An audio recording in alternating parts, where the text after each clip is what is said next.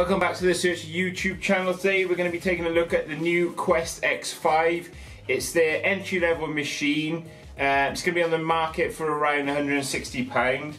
It's mainly aimed at beginners and children.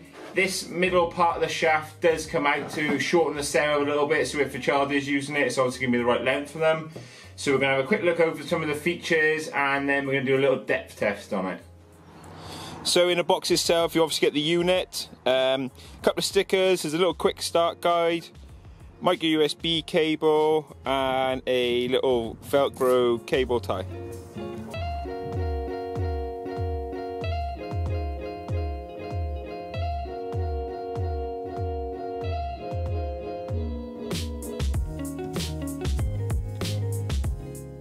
So the control box itself is weatherproof. It's not waterproof, but it is weatherproof. But the coil is waterproof. Okay, so let's have a little look at the machine. You've got 3 modes across the bottom, which you change by pressing this button. So you've got your coin mode, jewelry mode, and metal mode. Your sensitivity's up the side, and you can change by going up and down here. 1 to 100. Little depth gauge here, battery indicator. Your pinpoint button is here, and you've also got the ground balance button here. On this side there's 2 buttons, one for wireless and one for the little flashlight, which is on the back, and on this side there's 2 buttons for your volume up and down. Okay, so on the back of the machine you've got your speaker, obviously where your coil goes in, the little flashlight I did say about, and in this little compartment here is where you've got a 3.5mm jack for headphones and the micro USB port for charging. Okay, so the machine uses a 3-tone program, so you can have your ferrous items coming at low for low iron grunts, so you know low numbers on the VDI, and then your mid-tones are going to be your rings, your bits of gold, something like that, and then the high tones are going to be your big silver coins and your big copper coins, things like that, and the machine itself runs at a single 8 kHz frequency. Okay, so for this test we're going to use, let's use 6pence hammered coin. We've got a shilling, and we've got a little Roman. So for every coin I'm going to bury them just under the surface, maybe an inch. Then I'm going to go down to 6 inches, and then I'm going to go as deep as the machine's going to pick it up. Okay, so the hammered coin first, I'm going to put just under the surface. 1-2 inches.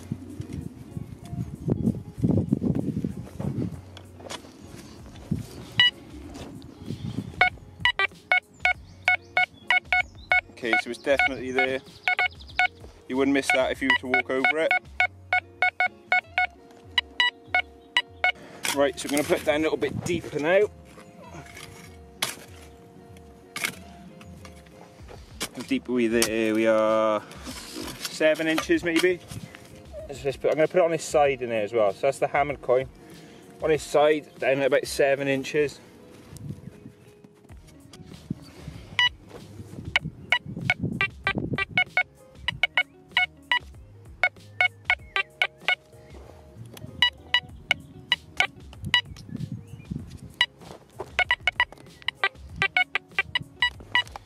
The machine's still picking up the signal at 7 inches. You're probably still going to dig that. Obviously the signal's a little bit more scratchy now. It's not so clean like it was about 2 inches down.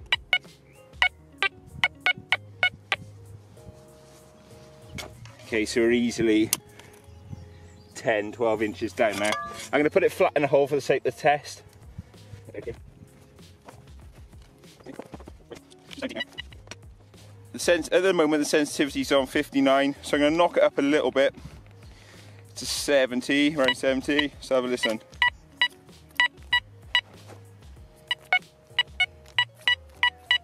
The signal's still there. Quite impressed with that, to be fair. You still dig that all day.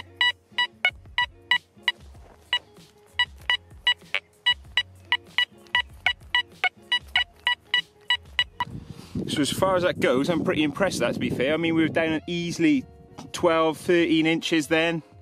This field down long being ploughed, so it's a little bit fluffy still, but yeah, could easily pick up a hammered coin down there.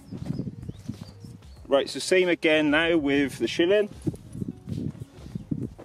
Okay, so right on the surface, inch and a half down. Okay, so it's right on the surface now. Belting signal, as you can imagine. You would have missed that. Right, so let's have a listen at 8 inches down. Okay, I'm going to put it on this side as well at the hammered coin. Put it back in. So we're down about 8 inches now. Let's have a listen.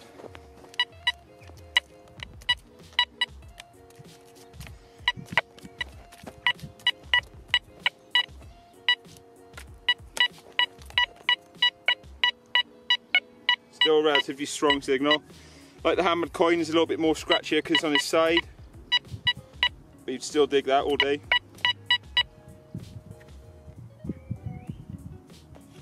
Right, so let's put it down to about 12 inches.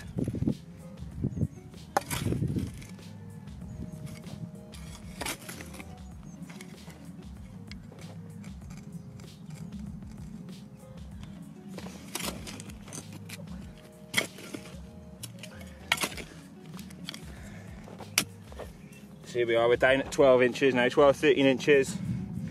Easily the length of your pinpointer plus a couple more. So I'm going to put it in there flat. 12 inches down, milled silver.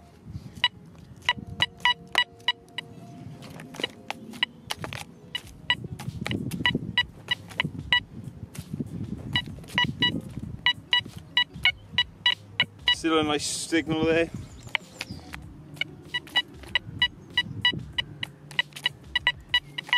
It's a little bit scratchy, but you're still going to dig it.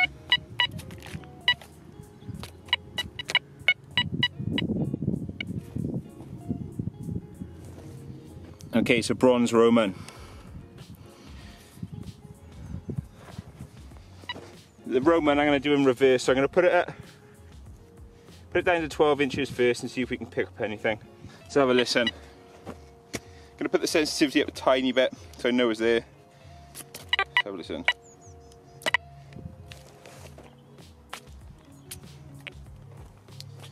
So it looks like the machine's lost it now at about 12 inches. You could slightly hear it on if you get to it on an angle, but I wouldn't say it was enough to make you say yes, I'll dig that signal. Okay, so it's lost at 12 inches. Okay, so 6 inches on this side, 8 inches on the side. Let's put it in there.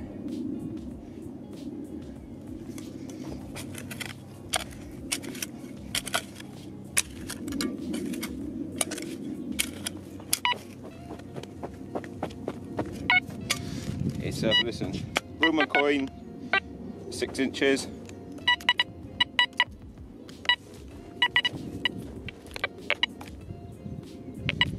We're struggling with that.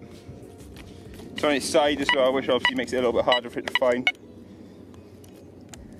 But it's struggling with that at 6 inches. Let's see if it can do better just under the surface. So 1-2 inches down on the surface, flat just underneath the topsoil. Let's have a listen. There you are. Nice clear signal.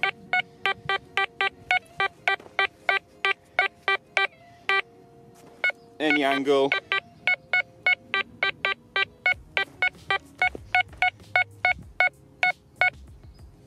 So I hope I've covered some of the basic features. Like I said, it's a great machine if you are starting out or you are buying it for a child. It's very lightweight, it's very reasonably priced, and if you are going to walk over something, you are going to find it.